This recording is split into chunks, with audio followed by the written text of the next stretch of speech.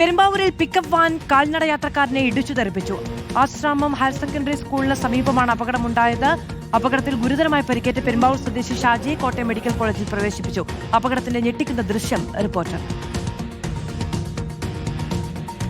Nitin Xavier വിവരങ്ങളുമായി ചേരുകയാണ്. നിതിൻ, ഈ അപകടം ഉണ്ടായത് എപ്പോഴാണ്?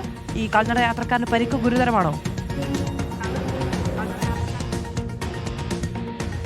മധു, ആലുവ മൂന്നാർ റോഡിൽ പെരുമ്പാവൂർ ആശ്രമം ഹയർ സെക്കൻഡറി സ്കൂളിന് സമീപമാണ് ഈ വാഹനാപകടം ഉണ്ടാകുന്നത്. കോഴി കയറ്റി വന്ന പിക്കപ്പ് വാഹനം നിയന്ത്രണം വിട്ട് മറിഞ്ഞ് അതുവഴി നടന്നു പോവുകയായിരുന്ന യുവാവിനെ ഇടിച്ചു തെറിപ്പിക്കുകയായിരുന്നു. പെരുമ്പാവൂർ സ്വദേശിയായ ഷാജിക്കാണ് ഈ അപകടമുണ്ടായത്. ഷാജിയെ ഗുരുതര പരിക്കുകളോടെ കോട്ടയം മെഡിക്കൽ കോളേജിൽ പ്രവേശിപ്പിക്കുകയായിരുന്നു.